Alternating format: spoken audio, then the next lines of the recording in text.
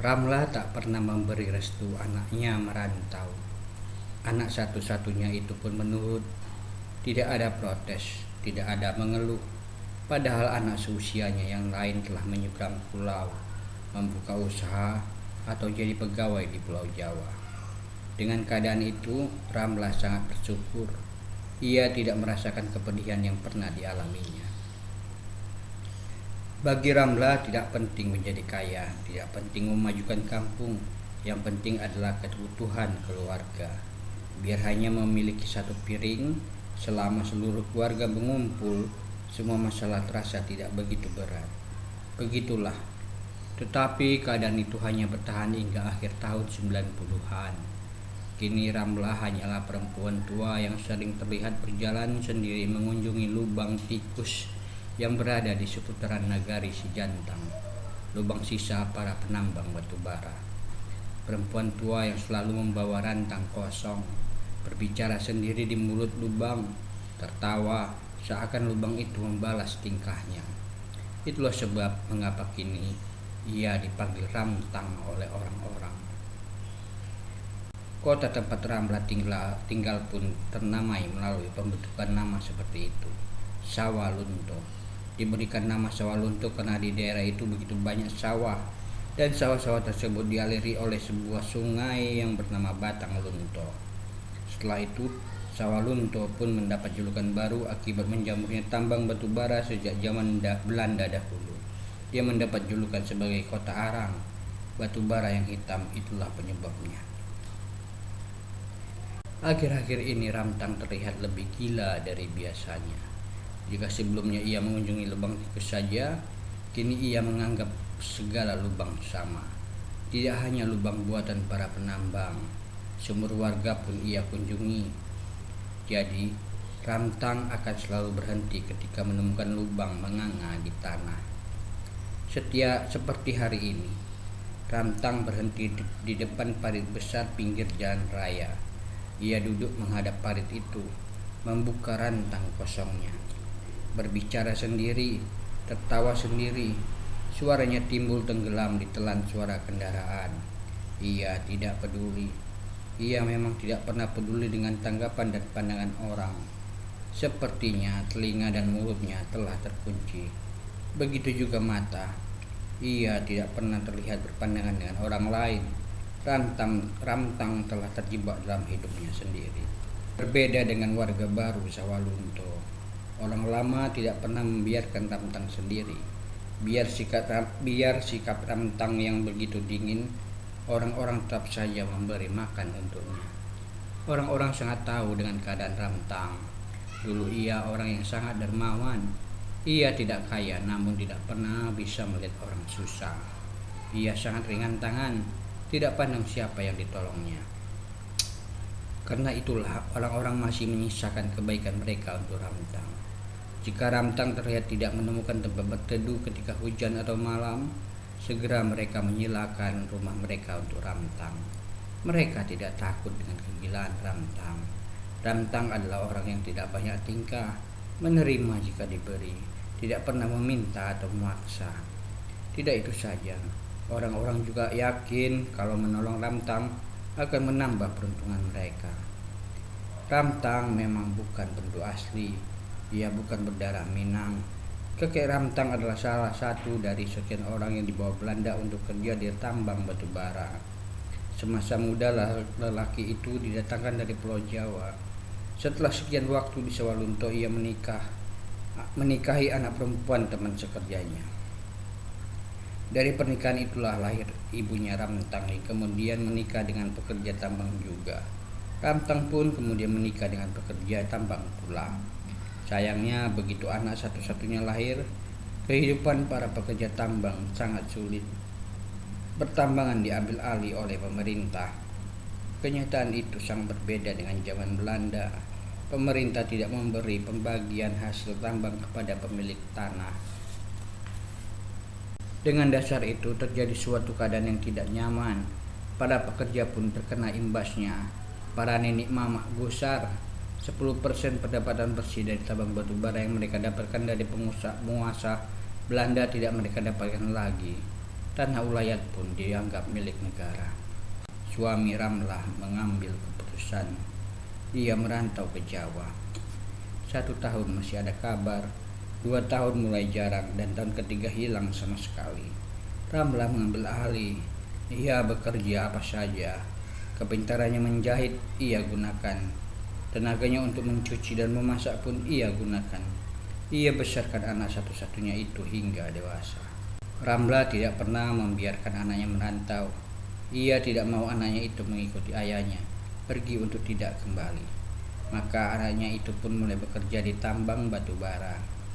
Bekerja di tambang batu bara ilegal milik salah satu nenek mama. Apalah cur, anaknya itu tak berumur panjang. Tidak sampai 2 tahun bekerja, anak itu langsung meninggal. Tertimbun di lubang yang ia buat sendiri. Meninggal tanpa sempat menyentuh makanan kesukaannya.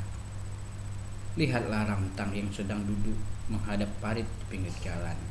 Suaranya yang timbul tenggelam ditelan suara jalanan terdengar begitu riang. "Yung, ini emak bawa rendang jengkol kesukaanmu," ucapnya. Lalu ia menyodorkan rantang kosongnya ke depan, tepat di bibir parit. "Makan yang banyak ya, Yung." Ramtang memandang rantangnya dengan pandangan kasih tiada tara.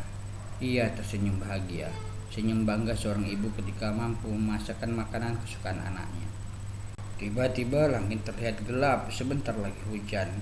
Orang-orang yang berlalu lalang mempercepat lajunya. Mengapa hujan di musim kemarau, pikir mereka. Rantang pun melihat langit. Segera ia kemasi rantangnya. Ia pun berdiri. Ramtang terus saja berjalan. Hingga rumah di ujung dekat simpang 3, Ramtang berhenti. Perlahan dia pandangi rumah itu. Lalu dengan cepat ia masuki pagar rumah tersebut. Sigap ia lompati pagar yang tertutup. Orang yang berada di dalam rumah itu tahu siapa Ramtang.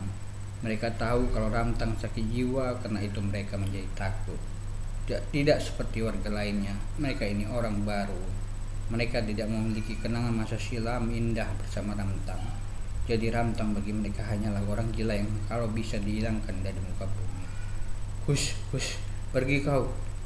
Ramtang tidak peduli. Ia malah berlari ke halaman belakang rumah. Pemilik rumah langsung mengejar. Sapu lidi di tangan mengacung di atas kepala. Hush, cepat pergi." Ramtang memandang sekilas. Pemilik rumah berhenti. Dia berjongkok pura-pura mengambil batu agar Ramtang pergi dengan cepat. Tapi Ramtang bukan anjing yang bisa tertipu dengan muslihat seperti itu. Biarpun gila, sepertinya Ramtang mengerti kalau tingkah laku pemilik rumah itu hanya sebuah muslihat. Ramtang pun berjongkok pura-pura mengambil batu. Pemilik rumah panik, segera ia terbirit menjauh seperti anjing. Ramtang berbalik dan langsung menuju tempat yang ia tuju. Sebuah sumur tua di halaman belakang rumah. Ramtang berhenti di bibirnya, menangis di bibir sumur yang tak terpakai lagi itu. "Yung, keluarlah kau nak. Jangan tinggalkan emak sendiri. Hampir hujan, Yung." Pemilik rumah mengintip dari balik dinding. Sapu lidi masih tergenggam. "Kalau kau memang ingin pergi, lebih baik kau merantau daripada ditelan tanah seperti ini," terdengar erangan Ramtang. Pemilik rumah semakin panik mendengar erangan Ramtang. Tak tahan dengan keadaan itu, ia langsung menuju rumah tetangga. "Orang gila itu di rumahku," ucapnya. "Kau itu baru 1 bulan tinggal di kota ini. Jangan sok, kualat kau nanti." Tidak puas dengan tanggapan tetangganya, ia pun langsung balik ke rumah. Ia mengintip Ramtang yang kini telah menangis bebas di bibir sumur. "Tidak benar ini," desisnya. Ia mengambil lagi sapu lidi yang sempat ia lepaskan tadi. Cepat ia menuju halaman belakang rumah. Hush, pergi kau." Ramtang terus menangis. Hush, pergi kau." Kali ini pemilik rumah mulai berani menyentuhkan sapu lidinya ke tubuh Ramtang. Ramtang terusik. Ia pandangi pemilik rumah dengan tajam. "Cepat pergi," teriak pemilik rumah lagi. Ramtang berdiri menghadap pemilik rumah yang gemetar. Pandangan sedihnya dengan cepat berubah menjadi beringas. Ia pandangi sapu lidi dengan geram. Melihat itu, pemilik rumah semakin gemetar. Kepanikannya semakin nyata. Ramtang mendekat. Pemilik rumah langsung terbirit ke rumah tetangga yang lain. Ramtang mengamuk, paniknya begitu sampai rumah tetangga. Tetangganya hanya tersenyum. Pemilik rumah dan tetangganya berjalan dengan cepat ke sumur tua di halaman belakang rumah. Sesampainya di sana mereka tidak menemukan Ramtang. Mereka bingung, mereka mencari hingga dalam rumah, tetapi tidak juga menemukan Ramtang. Ramtang menghilang bak ditelan bumi saja. Sudah hampir hujan, secepatnya kita harus menemukan Ramtang, ujar tetangga itu. Kenapa dia begitu penting? Kau mengusirnya pakai ini, tetangga itu menunjuk sapu lidi yang tergeletak. Pemilik rumah mengangguk. Ah, kau ini memang tak punya otak, jangan sesekali kau usir manusia dengan sapu lidi. Tapi dia orang gila, dia manusia. Tiba-tiba petir menyambar. Tak lama kemudian turun hujan yang begitu lebat. Pemilik rumah dan tetangganya terlihat begitu tegang. Mereka terduduk di kursi tanpa bisa berbuat apa-apa. Mata mereka memandang hujan dengan kosong. Tunggu dulu, kenapa dengan sapu lidi? Sapu lidi digunakan untuk mengusir binatang jadi-jadian. Binatang yang dikirim orang. Kau malah mengusirnya dengan sapu lidi pula.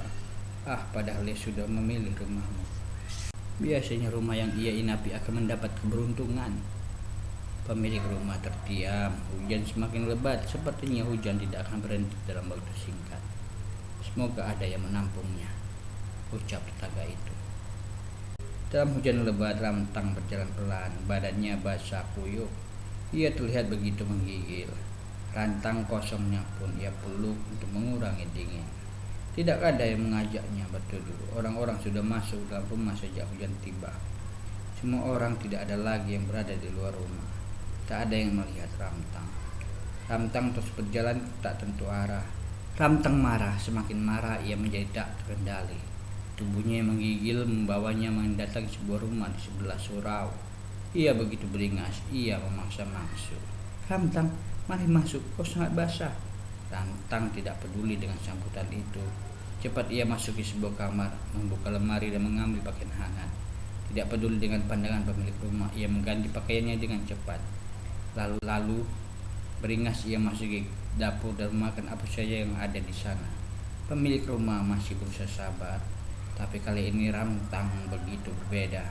Tidak lagi mereka lihat Ramtang yang sopan yang selalu menunggu pemberian para pemilik rumah. Ramtang tak ubahnya orang gila kebanyakan.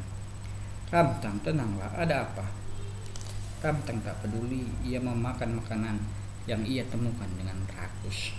Ramtang menghentikan makannya. Ia pandangi pemilik rumah dengan pandangan marah. Pemilik rumah tidak kalah marah. Ramtang bergerak ke sudut pintu dan mengambil sapu lidi.